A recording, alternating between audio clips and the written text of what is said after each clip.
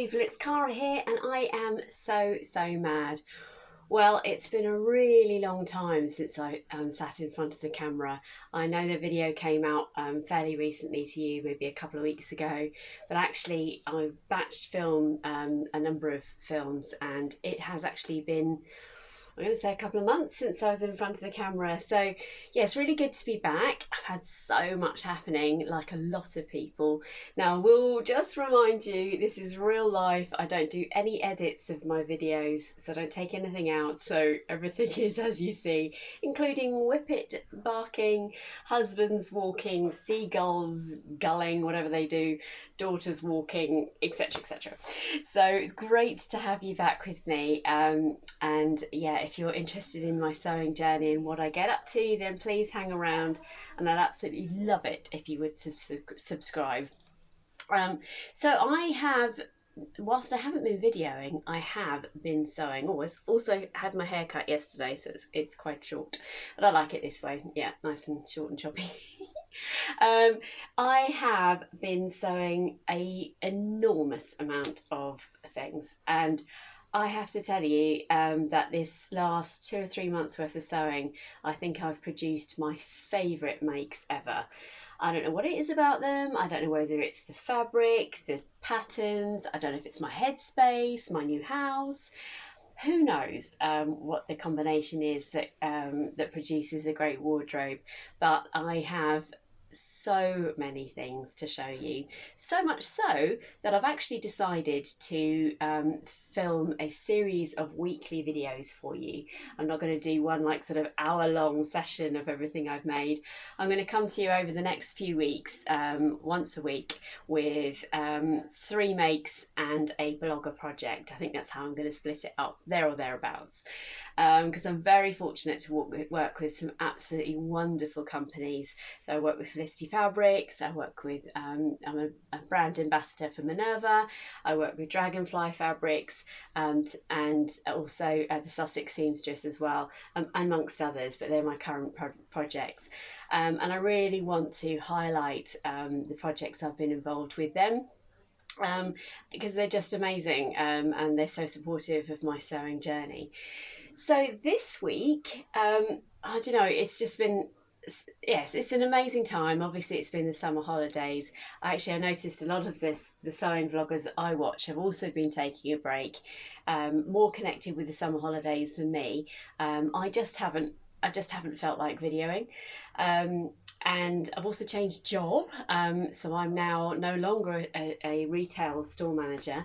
I am now a practice manager, looking after 2 dentists, 3 or 4 nurses in a wonderful team, quite local to me. So a complete change of career and brand new language in terms of dentistry, etc.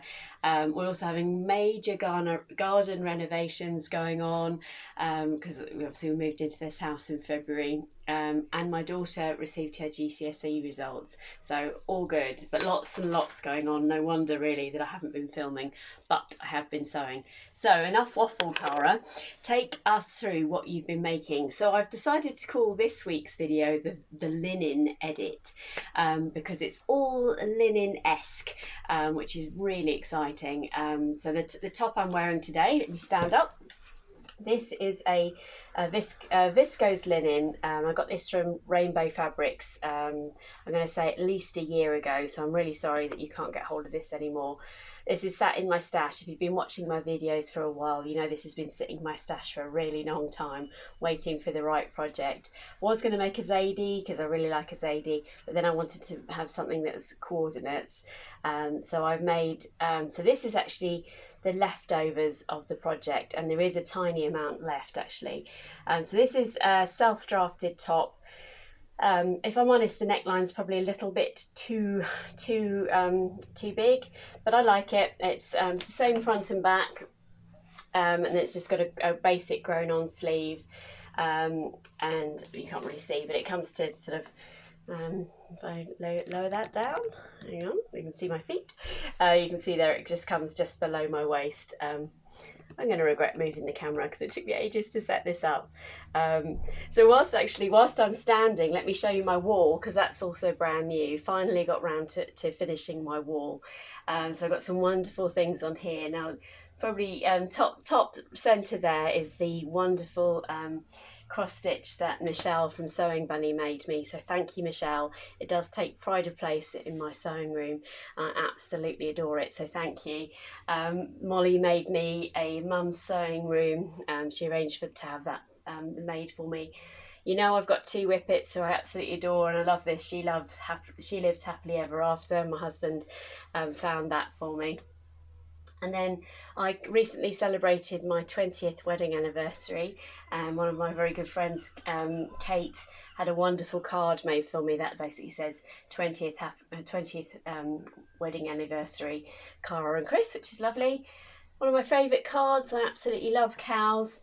My very talented auntie Leslie made this beautiful butterfly mural, which I appreciate you can't really see there, but it's glorious butterflies mounted onto, they're not real by the way, it's like card butterflies mounted onto a frame. And then again on a cow theme, which I appreciate you can't really see here, but this is my husband bought me a book once, which is where do all the cows go when Glastonbury is on, and it's a beautiful cartoon book about where the cows go. They go to Brighton and they go to London, and this is part of the artwork from that series of books, which is lovely.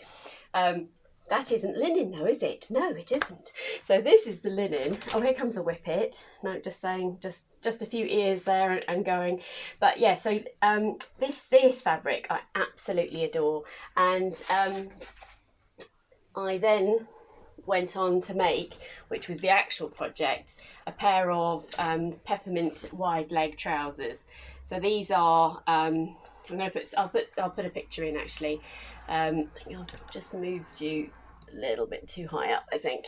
There you go, slightly better. So I made the wide leg trousers from Peppermint magazine. That's a free pattern, and I absolutely love it. I tried to make them a few years ago, and it's amazing, isn't it, how much your sewing skill changes.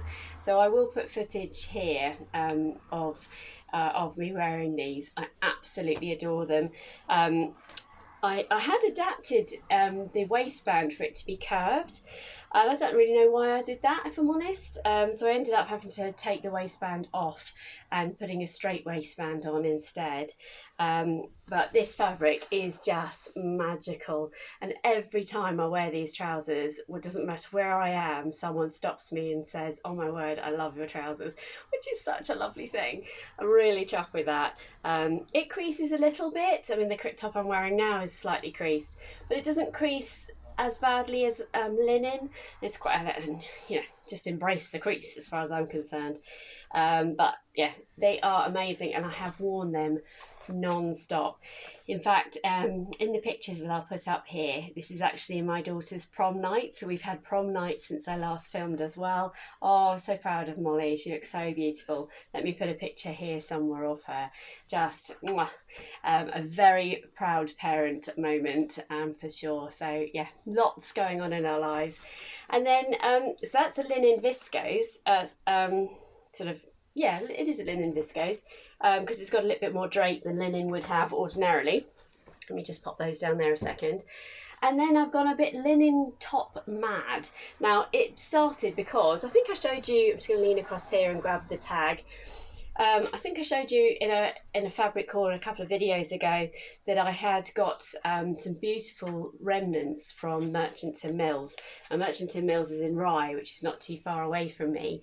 Yeah, my husband kindly, well, encouraged me, because we have a joint bank account, so he didn't buy it for me, but we encouraged me to buy some fabric, which is the beautiful iCat fabric, but also then I'd already picked up a sort of a bundle of remnants, and so they come beautifully sort of wrapped up, if you like.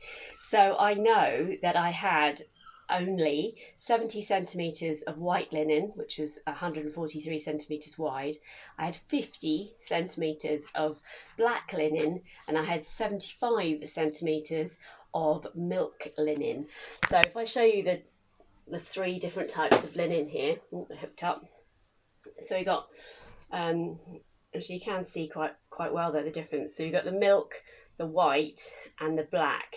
Now 50 centimetres of fabric, when it's such beautiful quality, isn't a lot to go on. So I was desperate to make a top to go with my trousers. And you'll see in the picture what I came up with, because these are really high-waisted. I ought to take them down a little bit because they literally come across, well, it's as if they're leggings actually, because they come right up and sit right up at my natural waist. And I really wanted something that was quite defined, not least because I didn't have enough fabric. And this was actually the shape of top I had in mind, but as you can see when I stood up earlier, this is quite loose and I didn't want the two to I wanted something quite specific in order to let the trousers do all the talking, because it's such wonderful fabric. By the way, I have worn the two together occasionally, but it's a bit full on, but I like it. So I decided, because I needed a grown on sleeve. So when you've got such a small amount of fabric, you need the width of the fabric to be able to work to create you the whole top. And this was the sort of style of top that I wanted. So I actually went back through my own pattern stash to see what I had with a grown on sleeve here. And the solution I came up with was, drum roll please, the Bettine. Now I don't know that this actually is still in production, or it might be only in PDF only. This is the Tilly in the Buttons, Bettine. Now when I first started out sewing, the Bettine was all the rage. It is a beautiful pattern, and as you can see from the picture here, or maybe even from the line drawing might be better, you can see the top half has got this beautiful scoop neck. It's got a grown on sleeve, and then obviously it's a dress. And I thought to myself, do you know what? The top half of that is exactly what I'm looking for. And I've always, I'm not going to take it out. You can see this is a bit overused, but it's all right. It's sort of falling apart. I'm not going to take the pattern piece out because I'm not going to be able to find the piece I want immediately. But basically, the top half had the beautiful scoop neck that I was looking for, the grown-on sleeve that I was looking for, and when I laid my piece of fabric, so imagine I've got a very small rectangle of fabric, I basically folded it in, so you've got two folded edges on the outside, and then I could cut the front and the back sitting. I'm just trying to think how I did it. Well, it's obvious that I made a top. Yeah, that's right. Yeah, so you've got the front on one side and the back on the other. So I'm trying to think to myself, I'm just confusing myself there. And that's as simple as it was. Now, that I needed it to be wide enough to be able to get, obviously, pull on and pull off. But my restrictions on the first one I made were basically to do with the size of fabric. But I am super pleased with the top that it's created. And that's here, and you can see it in the photos. So it's quite short, but it sits. I haven't actually worn it with anything else other than the zebra trousers yet, because it is quite short. And I think if I put it on with the standard height of trousers, I might have a gap. I'm not sure. I should have tried that on before, but I absolutely love it. Now, obviously, I didn't have enough fabric for facings and things, but I've biased. You won't be able to see that because it's black, but you'll be able to see it on the others. I bias bound the edges, and I actually even bias bound the sleeves as well. On this one, I actually had enough to turn up a hem. Yeah, so the length wasn't necessarily the problem. It's sort of the width of the top, if you like.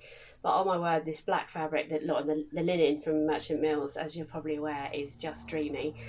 So that was the first top I made, and then because that was such a success, I decided to go on and make two more. So I made exactly the same top in the milk linen here. There you can see I didn't get quite the right colour bias binding, but it doesn't matter because it doesn't show through.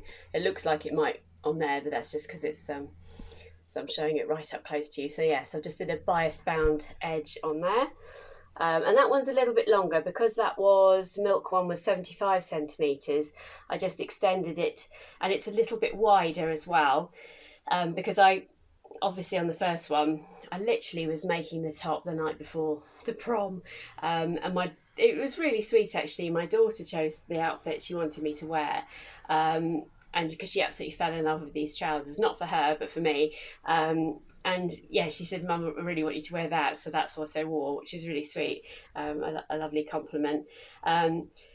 I really like the fitted look of that top, and if I'm honest, I probably could take this in a little bit. I'm not sure I've got a picture of me in this one, but I definitely have got a picture of me in this one, which is the white version, again bias bound. And again, just slightly longer than the black one, just so I can make it really versatile. And actually, the reason I made both of these, you'll see this in a few weeks' time actually, because I was going on a trouser making course at Sew Over It, which I'm desperate to tell you about, but I'll save that for another day. Yeah, I went on a course, and the trousers I made, I really wanted a top that would match it, and this is said top, so I look forward to sharing that with you. But oh, do you know what? I was so pleased with those. Obviously, I didn't draft it, but I did adapt a pattern, and that's always a really nice feeling. And I was just absolutely chuffed to pieces. You know, I haven't made many things with linen, but I'm definitely a convert now. And I think it comes down to the quality of linen you have, because some linen can be, well, everybody knows about the creases of linen, but an acceptable crease is all right, but if it just sort of crumples on you, then I think that's a bit soul destroying. But the quality of this linen from Merchant and Mills is such that the creases just look really nice. Sticking on a linen theme, I also then made some dungarees. So I made, you're not going to be able to see these very well. These are the Heyday Dungarees. No, it used to be called Made by Jack's Mum, but I think it's changed. I think it's Waves and Wild now. Now, if I've got that wrong, I think I have got that wrong. I'll pop the details on here. But I just love these. Oh my word. Now this linen, it's a beautiful grey linen. And I'm going to have to put the details of where I got this from. It's from an eBay seller. And I got the details of this from Rachel from Stitched Up, because she recommended this seller. So I went over there and clicked on it, and she's absolutely right. I think this linen was £12 a metre, and it has been an absolute joy to work with, and I adore this shade of grey. I definitely want to go back and get some more. In fact, my daughter really likes these, and they're quite oversized on her. And she wants me to make them a little bit longer for her because she's just so tall. But yes, absolutely amazing. And again, I'll put some pictures of me in these. I have worn these non-stop. So I hope you're getting a flavour really of my comfort in what I've made. So this top is like very 80s and it's off the shoulder like that. But I kind of like it. It's all good. I just adore this setup. And then because I said I would share, I think it's more than 3 things there. 1, 2, 3, 4. 1, 2, 3, 4, 5, 6. So there's about 6, Cara. So much for 3. But it's all the linen together. There's a sort of a theme behind it. But I'm actually going to get changed for the next one because I do want to show you what this one looks like on. Okay, so here I am back again. So I'm such a rebel. I've put this beautiful white embroidery anglaise fabric on with a black bra on underneath. What would my mother say? So I'm a bit of a rebel like that, so sorry about that, son. And I've like just chucked it on. I absolutely adore this. I've been so fortunate. Now this, I'm going to stand up in a minute because I appreciate it's cutting me off here, and I will put some footage in here. So the wonderful ladies at Felicity Fabrics, I blog for, they let me choose some fabric in exchange for a blog post. And let me stand up. I'm going to talk whilst I stand. I have been looking at embroidery anglaise for a long time. Now, embroidery anglaise I've my childhood was quite a twee thing, I suppose, but everywhere on the high street embroidery anglaise is, and I really wanted to combine two different types. So apologies of the black underwear here, but so I've got two different types of embroidery anglaise, and they are actually, so if you can see there, you can see the flower design in the larger whole version, and then right up close here you can see it's the same flower design but in the smaller version, in the less opaque one, less see-through one. Yeah, I think that's right. And of course this is the Sagebrush top, you'll all absolutely know that, but it was perfect for the combination of the two. So obviously using the more holy one in the bits that you don't mind having seen, when you're wearing the right colour underwear, and then obviously in the bits you could see, you don't want to be able to see through entirely, but it has created the most amazing top, and it has been so cool in the occasional hot days we've been having. I just adore it. Of course, it comes with a bias bound neck, which I did use the Embroidery Anglaise fabric for that. And you've got this beautiful frill across the top, the middle here. Now I did stitch this down, so in the instructions you would normally sew the seam allowance up, I think. But obviously I didn't want to sew the seam allowance up because you would be able to see the seam allowance through here. So I've actually sewed the seam allowance that way down, and then I've top stitched the frills. Because they've got, this fabric's got quite a lot of body, when I stitched it down it basically stuck up a lot. So it is stitched down flat, in case you're thinking, oh, how did that work? But yeah, it's got these beautiful statement sleeves, and on the back there you can see the tie here. Now I saw Andrea from Beyond the Pink Door. She extended her tie to make it longer, and so I've done something similar. So if you can see here, it's actually a little bit longer than it would be normally, but I've made a tiny, now I have no idea whether you can see that or not, because I've got my back to the camera, but I actually made a tiny bow at the top, and I've stitched it closed so that I don't have to worry about tying it every time. So I just literally put it over my head and job done. But I absolutely adore this. You can't really see the length of it. Let me do another attractive. Yeah, so there you go. So that's my hips just there. So I've taken a lot. I took a lot of length off this pattern, because on me it was just ridiculously long. I don't know why that is. I'm not particularly short or tall, very average in every way. So yeah, but that's perfect length for me. And you can see in the footage here, I'm actually at Laycock Abbey with my daughter, and I wore this, and I will put a link down below to the blog post of the post I wrote for Felicity Fabrics, where I explained a little bit more of the adaptations I made and my thoughts about it. But it's clear to see from this footage that I absolutely love it. How many times can I say that? So yeah, so that's week one of my sew and show. I have got so many more beautiful things to show you.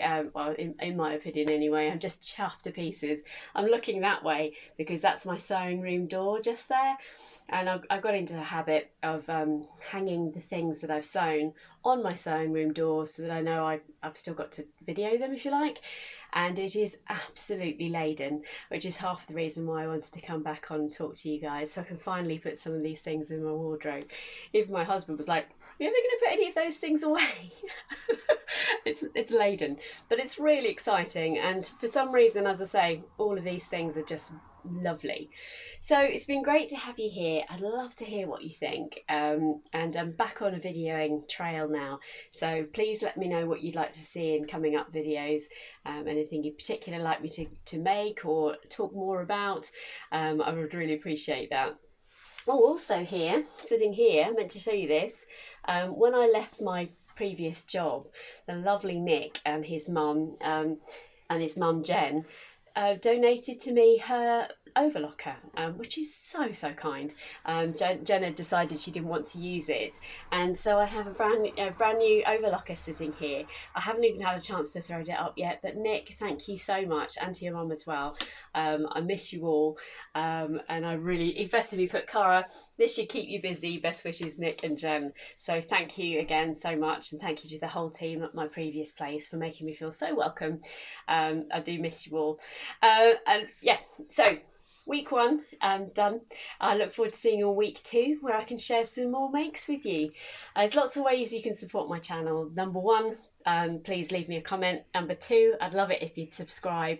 I do have details of the Kofi account linked down below, and I love it if you take a moment to buy me a cup of tea or coffee.